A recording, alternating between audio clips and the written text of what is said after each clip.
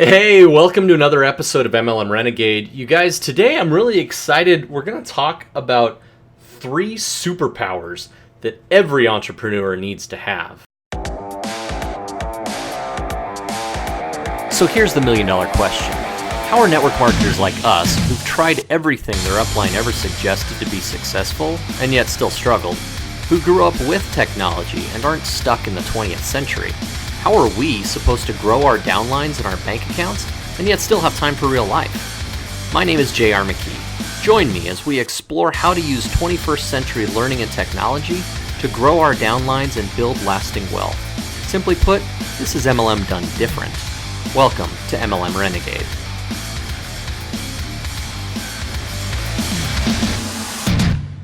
Okay, you guys, today I want to talk about this. I actually saw a video from Gary Vaynerchuk on social media somewhere, LinkedIn maybe, and it was really kind of telling.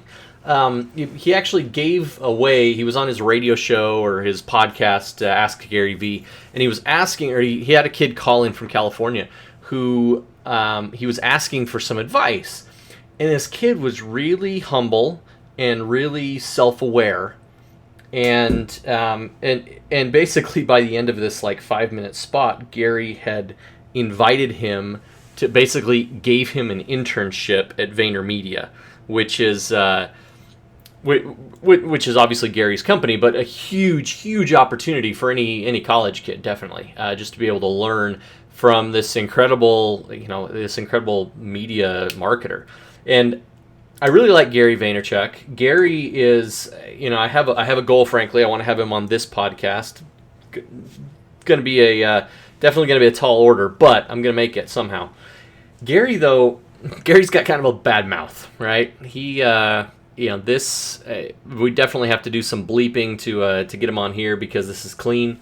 But he's from New Jersey, right? And that's kind of how people talk out there. And some of it, I've actually heard people talk about using, especially the F word, as a pattern interrupt, as basically a way to get people's attention because it kind of shocks them out of the norm. And yeah, I get shocked when I hear it. And frankly, I'm not a huge fan of it, but. In fact, it was interesting to think that I think it was actually Russell Brunson who came out and said, what may be a pattern interrupt, because there's so many marketers out there who are using, sailor talk, and they're so foul-mouthed that that he thinks that actually speaking cleanly and directly would also be a pattern interrupt, which I thought was pretty interesting, which may very well be. But today I want to talk about those kind of 3 superhero tendencies or traits that this young man in California had when he was talking to Gary. And those were self-awareness, humility, and gratitude. So, and I guess I want to think about how we actually increase all 3 of them in our lives. Because that's hard, right? Being humble, I talked about vitamin H, right? Being humble is hard. It's it's difficult, but when you can put these 3 things together, it becomes so powerful. Now, for me, frankly, being grateful is probably the easiest of the 3 for me, because look, I have so much to be thankful for, and I am reminded every single day of just how much that is, and I am eternally grateful for my family, and for my health, and for the health of my parents and my siblings. Those are things that I will always be thankful for.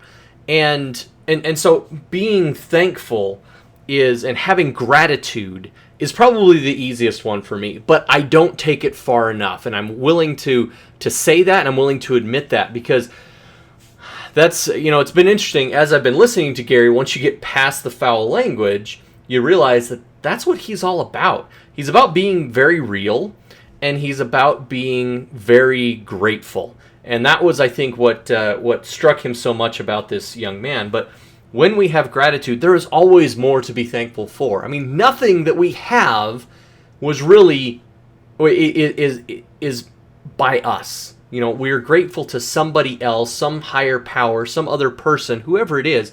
We're grateful. because we have opportunities. And so gratitude is the first one. And again, for me, that's probably the easiest. Now, humility is a tough one, right? Because let's be honest, nobody wants to be humiliated. That's a bad thing. That's a negative connotation. But truly, the humble have the most power.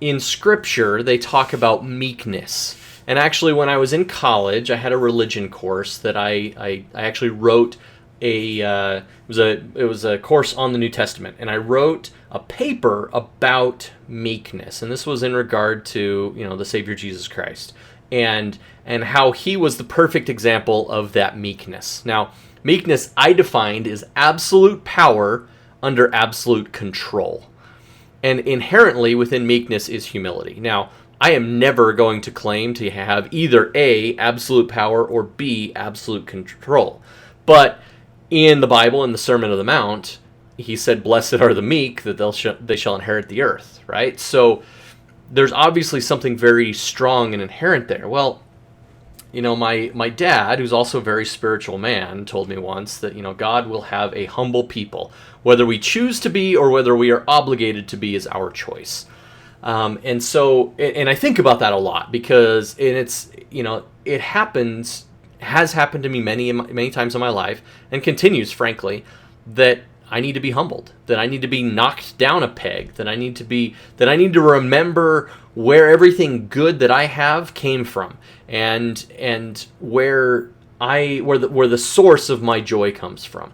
And so being humble is a good thing. And when we can do it on our own, now all of a sudden we're able to draw great power from that humility. People are drawn to people who aren't self-aggrandizing, who aren't going to be just in your face about what they have or what they've accomplished.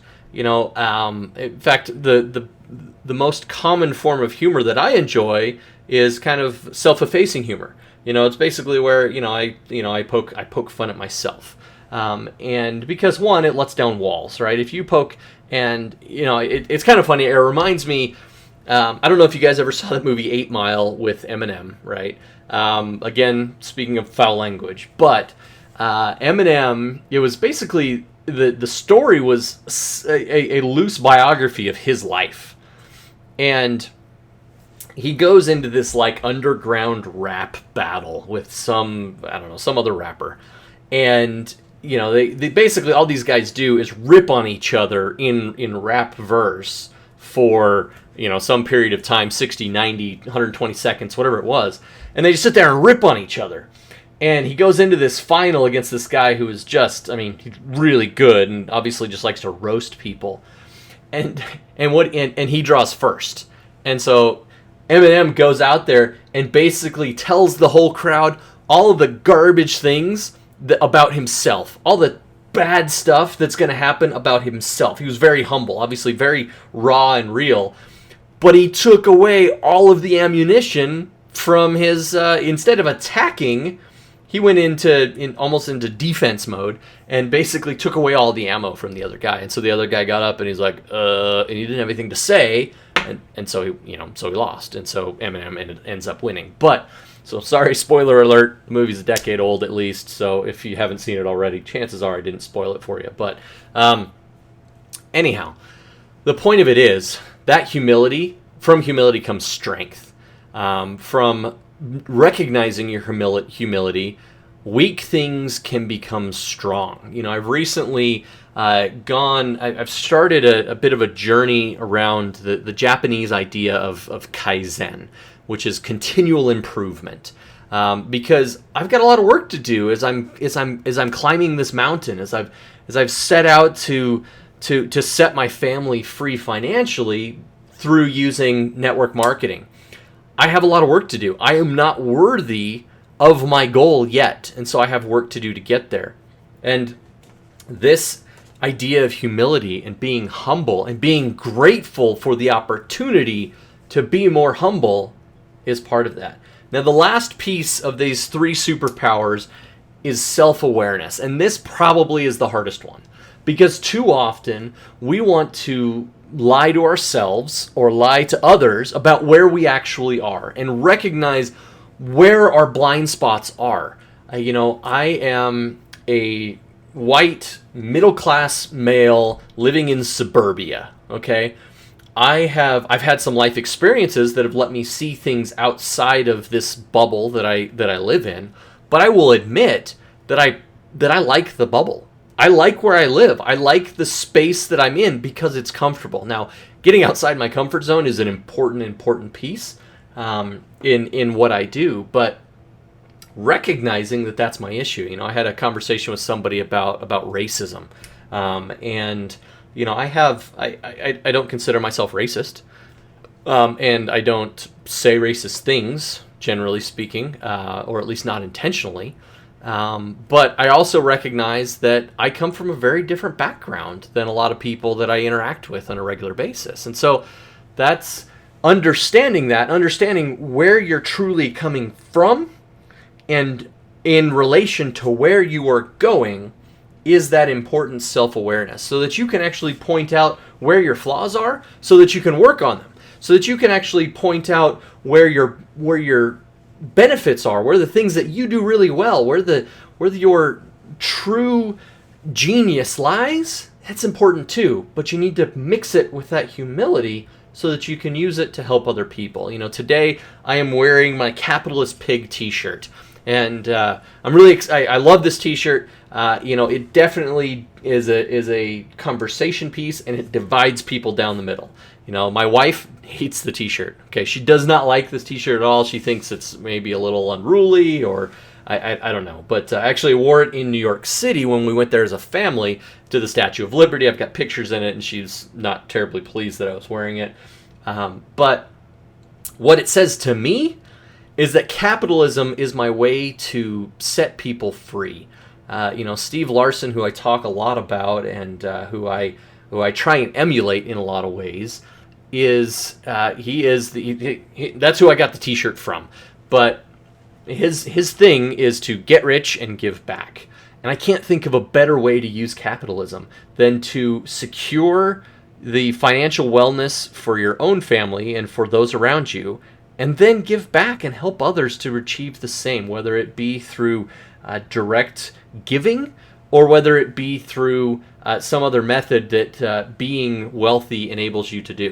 Whether it's to go and build orphanages in Mexico, or teach children to speak English in sub-Saharan Africa. Whatever it is, having those funds is not a bad thing. Being wealthy is not a bad thing. It's not money is the root of all evil. It's the love of money, which inherently means that you're not humble and you're not grateful, and you're probably not self-aware of what you're doing. And if you are self-aware, then you're just a piece of trash as a human being. So here's the thing, guys. Be self-aware. It's hard. Be humble. It's hard.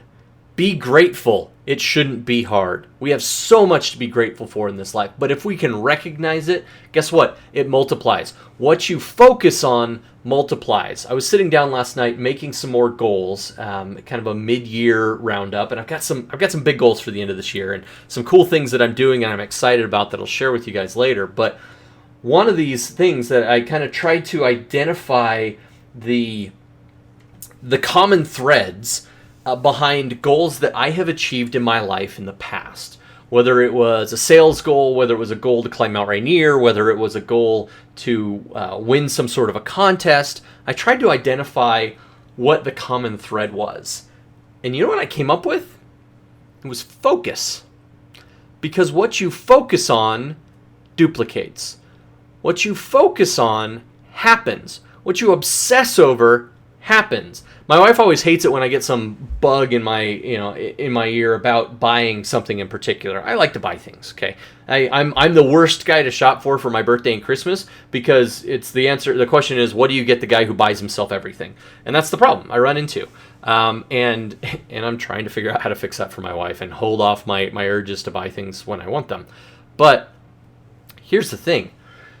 When I focus on something, I get that single-mindedness going towards it, and suddenly it becomes very powerful. And suddenly I have the ability to get what I'm focusing on. And I'm realizing more and more that I just need to learn how to guide and direct my laser focus so that I can get the aims of my desires. So here's the thing. I'm going to focus on being more self-aware. I'm going to focus on being more humble about life in general. And I'm going to focus even more about gratitude. Right now, guys, I want to tell you how grateful I am for you. This past month, we have had the 3 highest download days of the entire podcast. And that's because of you, and I'm grateful for it. And I'm grateful for the opportunity to share my thoughts and to share with other people. I'm finding that I really enjoy this, that I have a lot of fun, that, maybe I want to get up and I want to teach. I'm going to be doing round 2 or version 2 of Sales Closer Secrets here soon. I'll make sure you guys all know about it. And I'm going to tweak it a little bit so it's maybe not just focused on network marketing, or maybe I'll have a network marketing version and then a version for everybody else. But the idea behind it is I want to teach people how to make their lives better utilizing sales. Because let's be honest, sales is hard. Sales is a mental game. And if I can help other people, then I can do that. Now, am I where I need to be in order to be the guru for that? No. Do I want to be the guru for that? No. My name isn't Zig Ziglar or Tony Robbins. But can I help people? Absolutely. Okay, and I don't claim to be a guru. Because I haven't learned everything, and frankly, I don't want to learn everything. I'd like to specialize in what I talk about, but I know that if I remain humble, if I can focus myself on where I actually am and where I'm headed, and if I can be grateful for it, I'm going to accomplish huge, huge things, and I want to help you guys do the same. So look forward to some new content coming out soon. From MLM Renegade, but we're going to talk about more and more about self-awareness, humility, and gratitude, the 3 superpowers that truly make a super entrepreneur. You guys have a great day. Hey, thanks for listening, and please remember to subscribe. And if you loved us, leave us an awesome review on iTunes, Stitcher, or wherever you consume your podcasts.